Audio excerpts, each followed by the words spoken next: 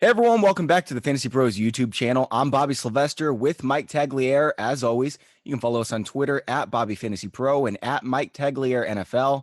In tags today, we're going to be talking start sit. We've got about 15 players. I'm sorry, we're going to be talking waiver wire. We've got about 15 players to dive into. Let's start at the quarterback position tags with Blake Bortles. Do you actually believe that he is the top streaming quarterback this week?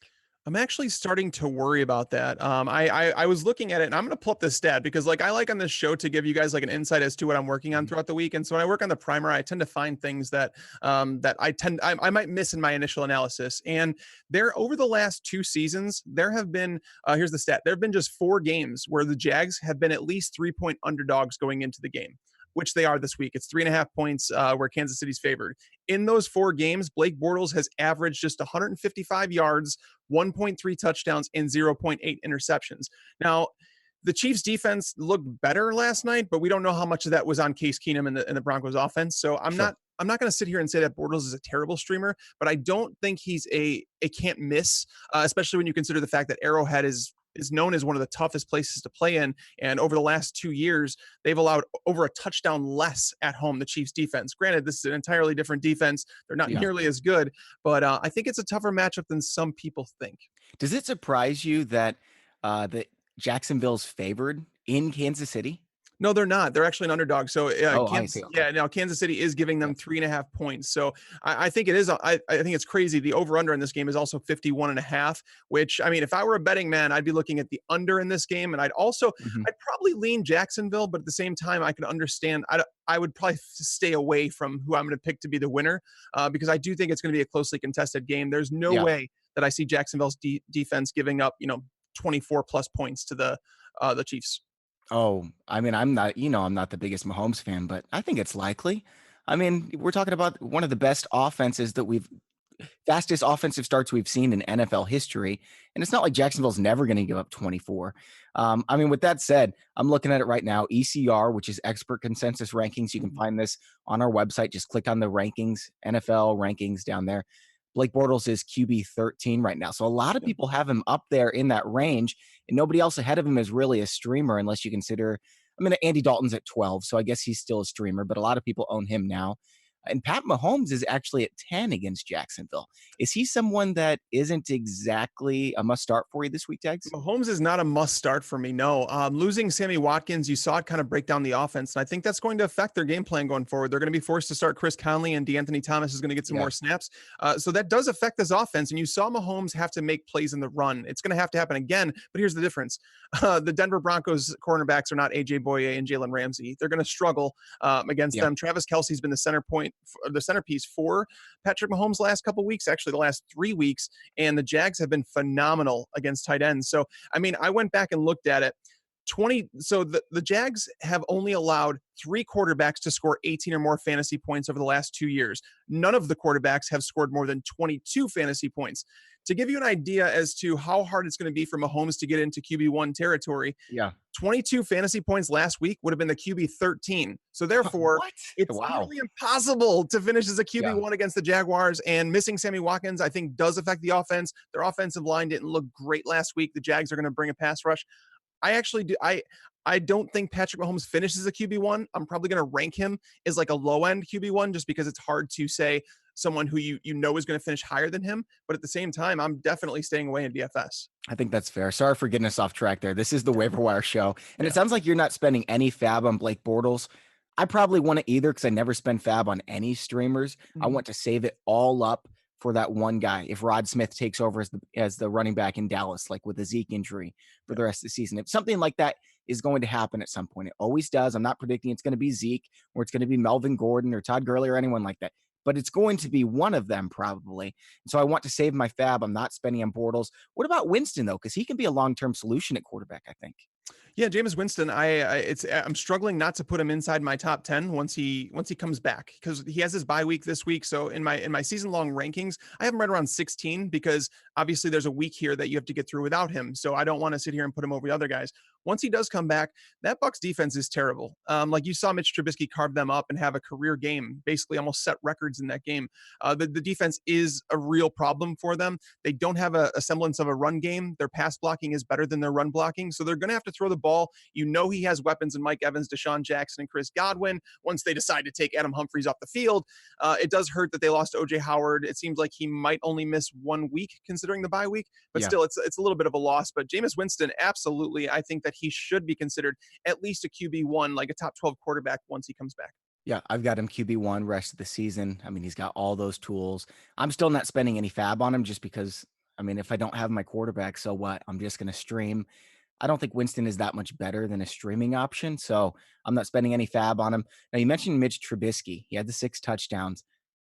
Obviously, it was the best game of his career, but are you of the impression that he can be a QB1 or a fringe QB1 moving forward like Jared Goff? No, I think he's a streamer. And that's kind of Yeah, where I've always been with Trubisky. Even though I liked him in the preseason, I think I finished having him as my number 17 quarterback because I felt like there were going to be weeks where you could use him. And when you look at the usage of Jordan Howard this week, it kind of speaks volumes. Is that okay? If Mitch didn't perform here, the Bears offense has a real problem because I think they needed that confidence builder before going into the bye. And even listening to Trubisky talk after the game, he's you could tell that Matt Nagy's trying to instill some confidence in him. And the reason that they had the games plan the way they did, I think, was to instill some confidence going into the bye because he didn't want to hear whispers about Trubisky, sure.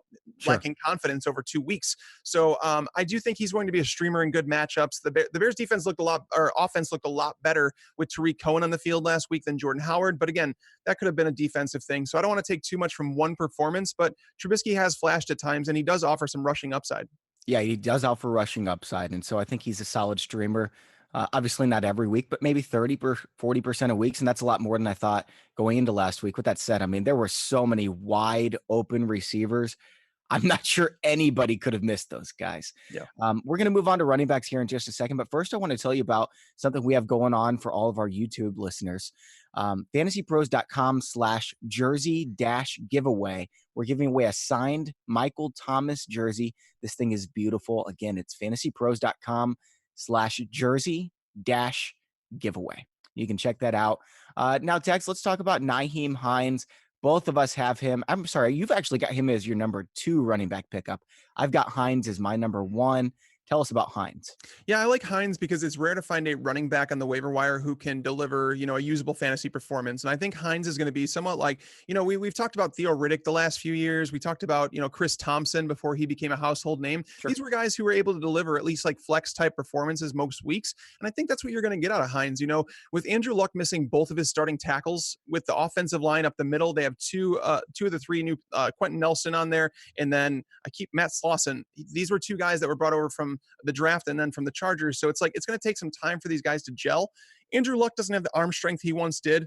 T.Y. Hilton is now dealing with a hamstring injury. Jack Doyle is dealing with a hip injury.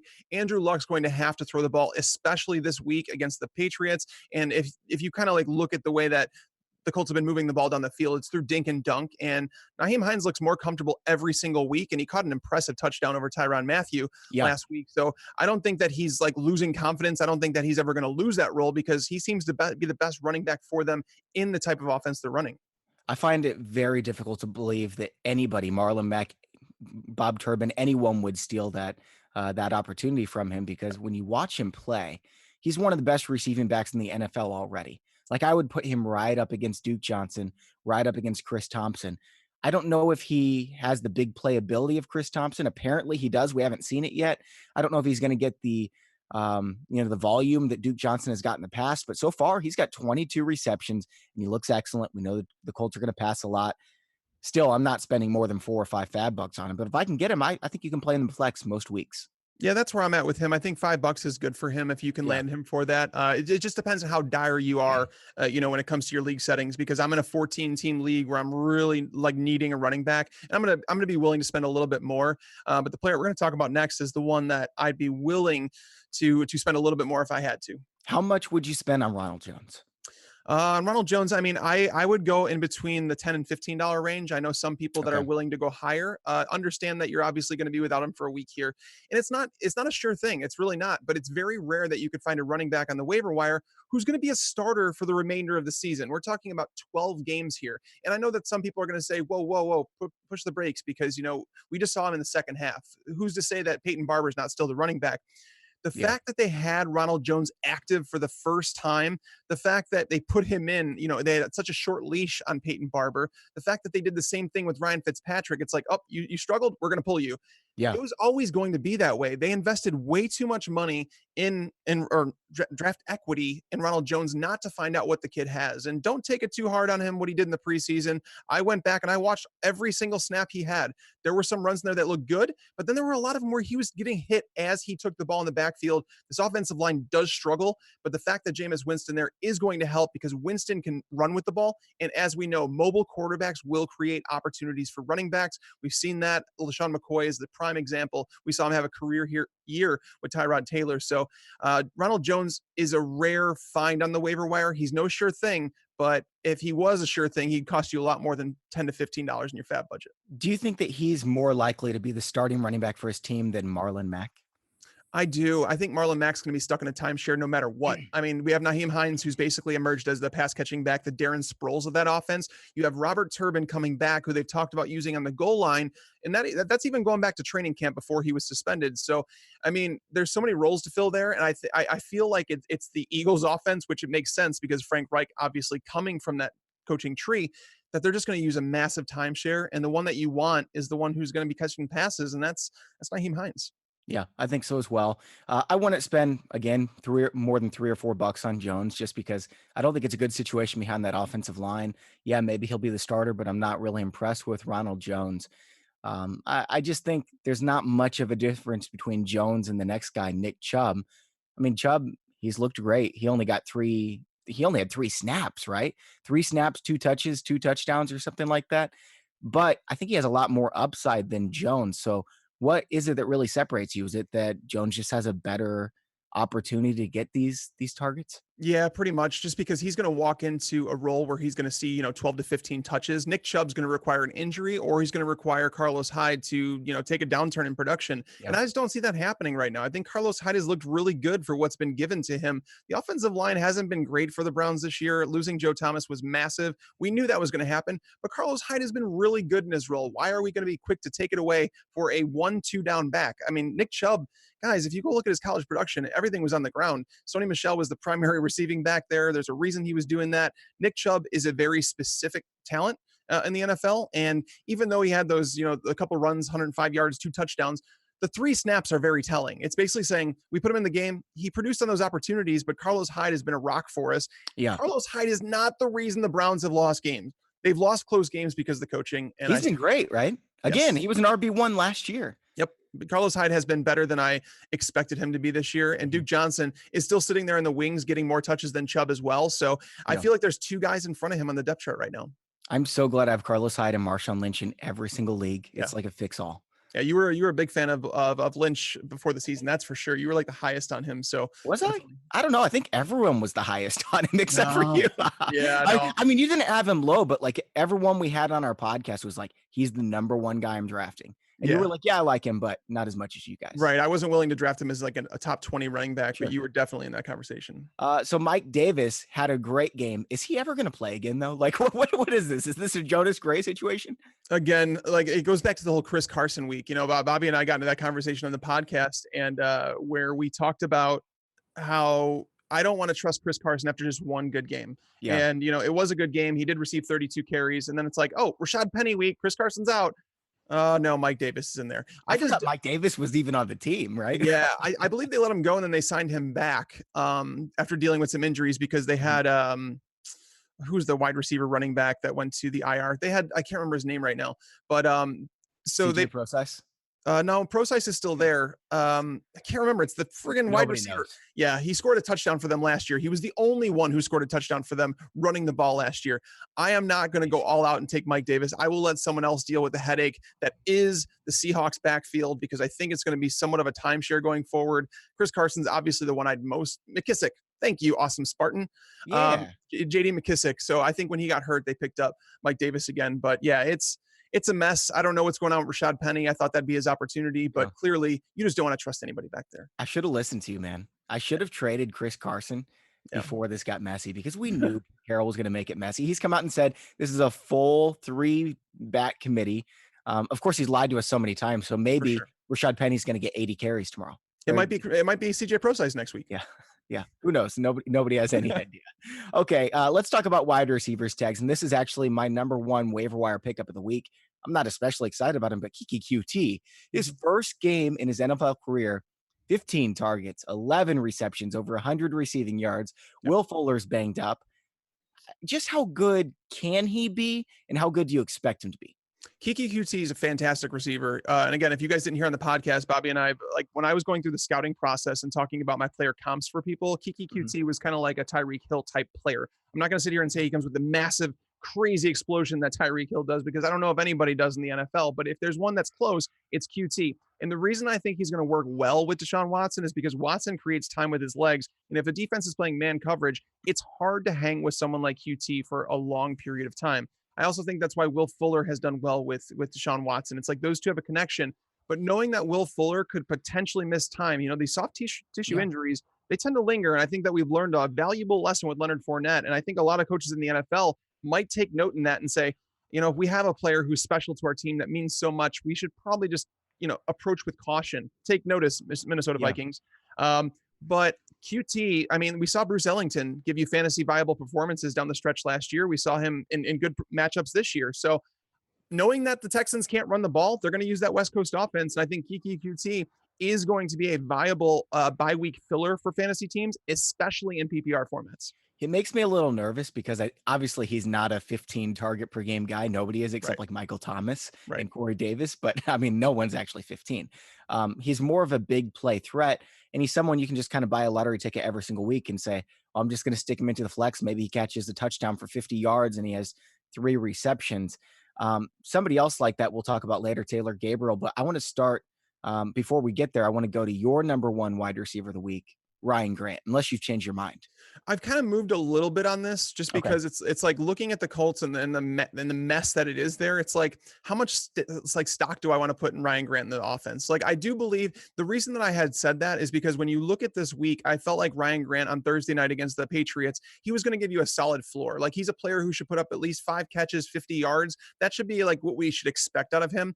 But his ceiling's not massive. He hasn't seen that double-digit target game. I don't know if T.Y. Hilton being out is going to cause him to do that, because Hilton was in and out of the game last week against Houston, and Grant still didn't get there. They had Charles Rogers getting more, Pasco getting involved in the offense. So there was just like so many names coming out of nowhere. It's like, okay, Ryan Grant, do they know what he is? Do they realize that he's not the number one receiver? They didn't sign him to be that number one receiver. So I just don't know what the ceiling is. If you're looking for someone this week that you need to provide a solid floor, I think Ryan Grant's a fine pickup.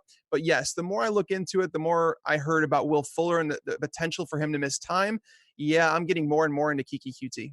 I like QT as well, but in terms of ceiling, I think Grant has the highest ceiling because who's to say, well, if T.Y. Hilton was to go down, Ryan Grant would go through the roof. You can't say the same about QT. You can't say the same about Taiwan Taylor, Taylor Gabriel. At least I don't think so. Right. So I don't mind owning Grant and just stashing him just in case that was to happen. I mean, Yeah, Hilton's been durable, but I think his ceiling's fine.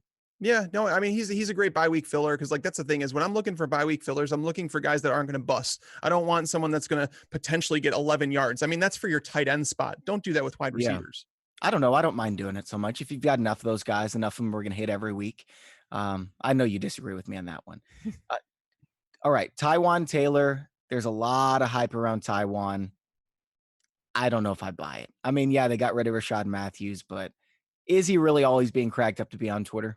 I love Taywan the player, and he's someone like going back to last year, before the draft, I was doing these scouting profiles again, and I try and do player comps so that people can get an idea as to which players they are getting, if they do draft them in a dynasty format. Taywan Taylor was someone that I compared to Brandon Lloyd. I feel like he's a player that a lot of people were going to like drop him into just this very slot heavy wide receiver, but I thought he was more than that. I thought he could do more than that. The issue is that I don't know if he's there in his career progression to do the damage on the perimeter that you want him to do. Corey Davis is going to see a lot of targets. I don't like that they're having Tajay Sharp play a lot of the slot snaps, because that could be an area where Taylor gets some mismatches. So, I mean, I like Taylor. He's getting increased snaps, but I don't want to go overboard and say, oh, I this guy is going to be a fantasy producer every single week. I think we've seen enough of Marcus Mariota to know that he's not going to produce 2 fantasy relevant players. Agree. Tags, I just saw somebody ask, why aren't we talking about Yeldon? It's a good question. He's owned in over 50% of leagues. He's owned in, I believe, 52% right now. And if you want specific waiver wire advice for your league, you can see who's available Mhm. and everything like that. We've got a really cool tool that does it. If you just go to the Fantasy Pros website, just on the front page, click waiver wire advice there on the right under fantasy tools.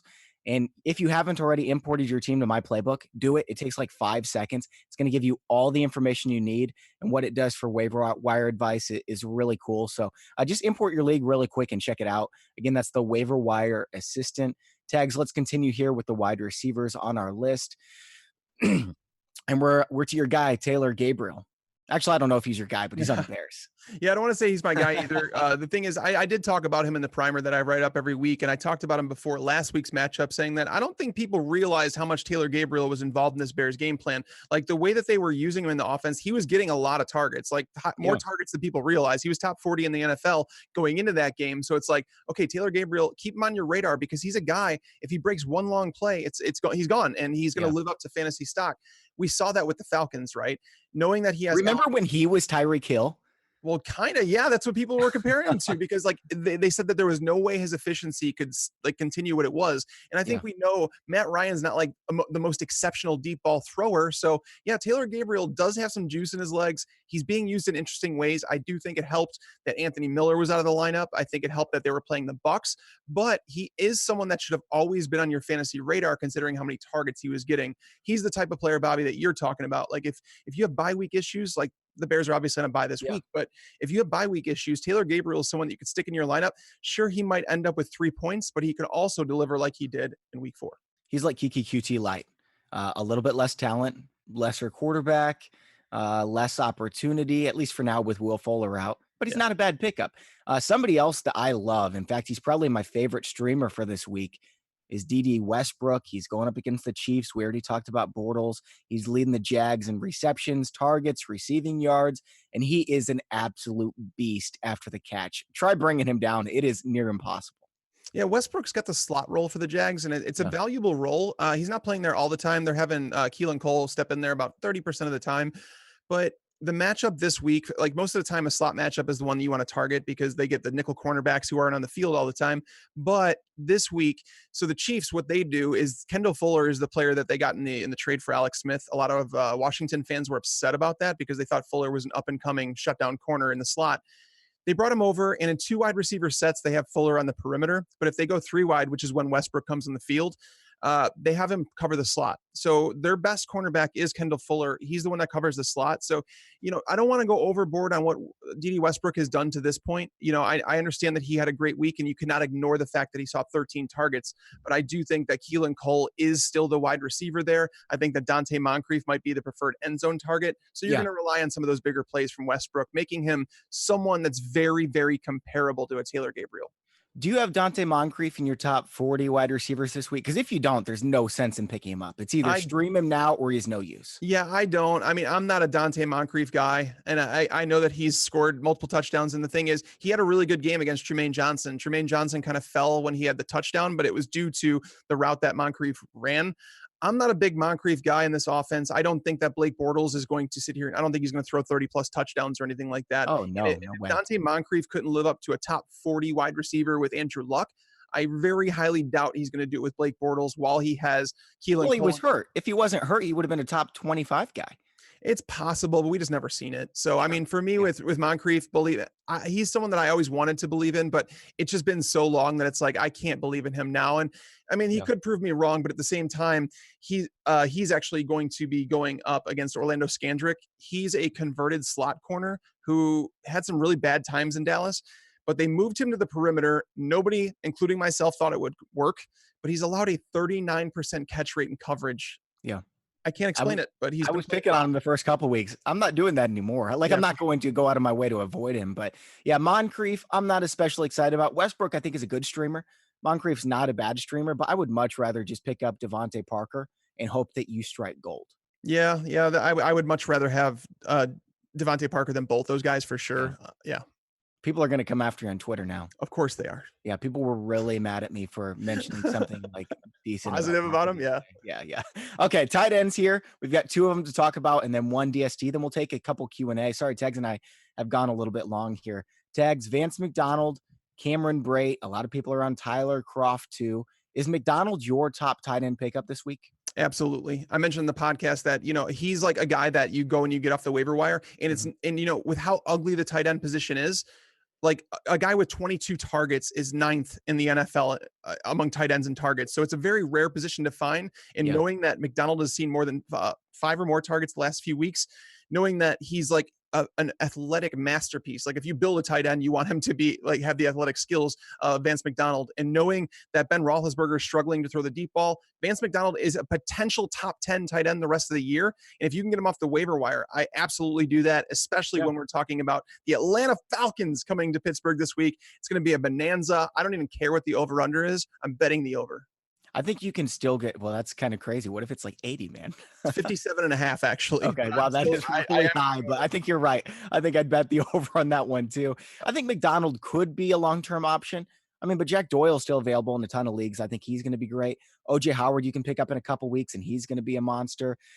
Even George Kittle is out there in quite a few, like 30% of leagues.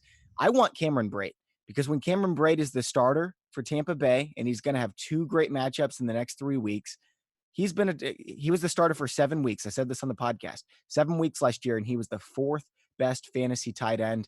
I want him now. I'll figure out the rest later. Yeah, I definitely like Brate. Obviously, you have to get through a week and you have to carry 2 tight ends because he's on his bye. But I like Brate a lot. And the thing is, I chose Vance McDonald because I just think the upside for the offense, there's not like McDonald might be the 3rd option in the passing game right now, where it's like you get to Brate and it's like, what number is he behind all these wide receivers? So it's really tough, but they're really close. But I will say this, when OJ Howard comes back, it's going to deflate Brate's value. But I threw a stat on Twitter last year, and I need to go back and find it. But basically, every game, if you were to add OJ Howard and Cameron Brate and morph them into one tight end, like they would have had tight end 1 performances, I think, in all but 1 game last year. Yep. So basically, you definitely want to use Cameron Brate if OJ Howard's out of the lineup. Absolutely. And a lot of people are asking about Tyler Croft. I love their matchups. Like the next 4 weeks, he's got incredible matchups. But is he even the tight end to replace Tyler Eifert? I don't know. There's kind of splitting it there. Yeah, CJ Uzomah, by the way, that's why don't rush to pick up Tyler Croft. CJ Uzomah actually was out. He wasn't outpacing, but he was really close to Eifert in snaps. So they were using a lot of 2 tight end sets. But Uzomah has ran, like I looked at it this past week, even when Eifert left the field, Uzomah ran double the routes that Croft did. So I'm not going to jump to the conclusion that Croft is like an automatic pickup. Yep, I totally agree. Hey guys, we're going to get to DST here, but we've got Q&A coming up. So if you want your questions answered, try to keep them short and simple. That way Tags and I can get to as many as possible. We'll go really fast and start getting your questions in right now. Tags, Tennessee is obviously the top DST pickup, right? Absolutely. Yeah, I think that people have learned their lesson. The thing is like just because the Vikings defense struggled, that wasn't really on the Vikings defense as much as it was on Kirk Cousins and the Viking offense. They turned the ball continually in their own territory. The Bills just had a really short field to work with. It was a once in a lifetime thing. I mean, the Titans are playing phenomenal defense right now. Obviously, they just held the Eagles in check the week before that. There was the Jags that they shut down to 6 points. They're winning with their defense. They're running the ball. I just feel like this, like, Jarrell Casey is going to be coming after Josh Allen. It's not going to be pretty. So they just don't have the wide receivers to help Josh Allen, and he was put in a position to fail. So why not take advantage of that? Right now in ECR, Tennessee is number 1 DST for this week. A couple other streamers in the top 10, the Jets against the Broncos, Cincinnati against Miami. Dallas is just outside at Deshaun Watson's Houston team. Yeah. Because of that offensive line. Watson's been fine. Yeah. It's been a disappointment for a lot, but he's been pretty good. Okay, guys, Q&A tags start 2. Yeldon, Lindsey, James Conner. Oh man, that's tough. I think you have to start James Conner against the Falcons. That game is going to be high scoring. And then Lindsey's in a timeshare with Freeman. I think Freeman deserves some more work too. I think they both have earned their work. So it's going to be a timeshare. So I'll go with TJ Yeldon here. Yeldon against the Chiefs. Like even if he doesn't get it done on the ground, he's going to get it done through the air. Drop OJ Howard for Vance McDonald. Like, okay, you need McDonald because you have Howard, but can you keep Howard too? What do you think, Tags? Yeah, I would try and keep OJ Howard. The tight end position is just hard to find playmakers, and OJ Howard was coming into his own before he got hurt. So I would attempt to hold on. If not, do a 2-for-1 trade. If you guys are asking about a trade where you have to drop someone, do a 2-for-1 trade. Even if you're going to lose the actual value of the trade, you're clearing a roster spot. Do that instead. Derek asks, is Alfred Morris and Chris Hogan droppable? Morris, yes. Hogan, I wouldn't do it, but man, he's been a disappointment. I don't drop Hogan. I actually think Hogan, oddly enough, I think he's going to benefit from Julian Edelman returning because he's going from playing the slot. He's going to go back out to the perimeter. Hogan I just think Dorsett's better than Hogan. I think Hogan's going to be phased out, but I'm not willing to cut him yet. I don't know, man. Dorsett was such he was such a bad player for so long. I don't know if I want to say that he should be someone that should be starting over Hogan, but I think it really depends on Josh Gordon and his progression because you're not going to support Julian Edelman, Josh Gordon, the running backs, and Chris Hogan. That's not going to happen, but we have to pay attention to that. I've recently moved Hogan down outside of my top 35. I think he's like my 37th wide receiver for the rest of the season. So I wouldn't drop him, but I happen to think that he benefits from Edelman being there. I've seen this in several of my leagues tags. Okay. Dylan says he has OJ Howard. Somebody dropped Evan Ingram. Should he pick up Ingram and another tight end to stream? I mean, I think so if you can. I mean, if you have the bench space, but if it's like if it's a league with like 5 bench spots, I don't want to have 2 of them occupied by tight ends who are going to be out a couple weeks. I wasn't a huge Evan Ingram fan coming into the year. Nothing much has changed about that. I still think Sterling Shepard is coming into his own. Odell Beckham, he's a top 10 tight end, and if you don't have one, you're screwed. So I would get Ingram. If you have the room on your bench, I actually would have them both because then I'd try and trade one of them once because people need tight ends. Like there's like 6 tight ends that you feel comfortable with every week. All right, next one here. Rashad Penny and DJ Moore for Sony Michel. That is a big old yes. Sony Michel all day. Yep. I actually don't think he looked that great, but with the touches he's going to get, absolutely. Is Heuerman relevant now that Butt is done for the Broncos? That's a good question, Chad. Could be. Heuerman is someone that he actually played pretty well last year, given his limited opportunities. Denver's kind of like they've rotated their tight ends looking for someone to eventually take that spot. I think it was meant to be but Heuerman is he's done good with his opportunities. So he's going to be on the streaming radar. He's not like an every week tight end one though. Case Keenum is terrible. Yeah, I think so as well. I mean, it's kind of like Ian Thomas a couple of weeks ago, Jonnu Smith, where it's like, well, you can pick him up if you want to take a flyer, but I don't feel good about starting him. It's probably going to be a bust, but you never know if he's going to turn into this tight end one like Gary Barnidge a couple of years ago, right? So yeah. Let's see here. Drop Alfred Morris or Kenyon Drake. Don't drop Drake. Yeah, I wouldn't drop Drake. Morris, I have no issue dropping Morris if you want to. It's just like that offense, they don't have to respect anything in the passing game anymore. I mean, yeah, it is what it is. I mean, sorry, go ahead. Oh yeah, it's ugly. I mean, I don't know what's on the waiver wire that you'd be dropping him for. Like that obviously depends, but I have no issue dropping him for someone like Nyheim Hines. Let's take 3 more here, tags. Okay. Kyle says, pick up Alex Smith or stick with Matthew Stafford. I mean, I'd stick with Stafford most likely. Me too. Yeah, I've got Stafford in my top 10 quarterbacks rest of the season. No doubt about it for me. 3 great passing options. He's throwing a lot of passes. Let's see. Get Gronk for Burton and John Brown.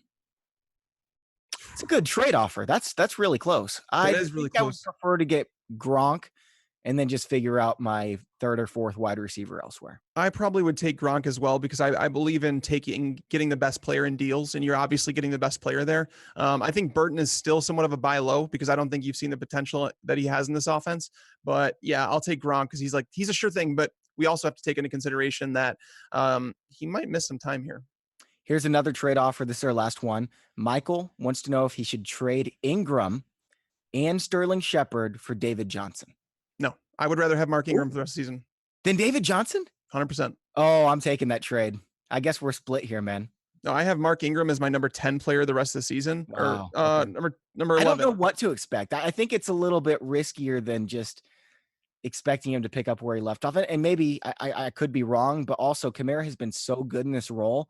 I can't see him really losing work. Well, Kamara's still going to have his role, right? Like that's the thing is just like the Drew Brees is going to lose some of his upside. That's what's going to happen. Like that's why the first 4 weeks, it's like there were like in DFS, I used Drew Brees in 3 of the 4 weeks because it was just so easy because you knew they didn't have much of a run game. The Giants, that game was on the road. It was outside. Brees isn't as good outside. So it was like, I was a little more hesitant there.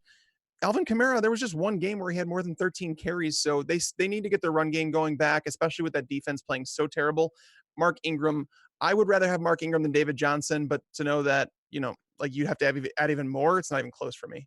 Okay. Okay. Well, I mean, I would take that offer. Guys, great questions. Sorry we couldn't get to them all. You can follow us on Twitter. We'll try to answer as many as possible at Bobby Fantasy Pro, at Mike Tagliere NFL. And like I said, we've got the waiver wire assistant tool through my playbook, which is awesome. Don't forget about the signed Michael Thomas jersey that we're giving away. You can go to fantasypros.com/jersey-giveaway. Thank you everyone for watching and enjoy your football.